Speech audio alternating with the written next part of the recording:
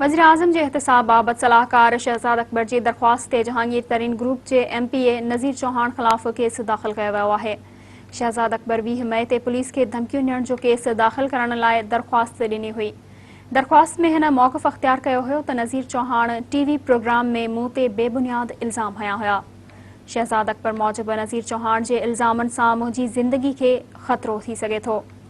मथस case दाख़िल करे संदसि ख़िलाफ़ सख़्त कदम खयो वञे।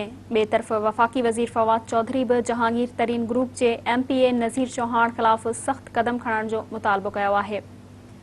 सोशल मीडिया ते जारी कयल बयान में फवाद चौधरी चयो त ज़ाती मुफ़ादनि लाइ मज़हबी कार्ड इस्तेमाल करण ते पुलिस नज़ीर चौहाण ख़िलाफ़ कदम खणे।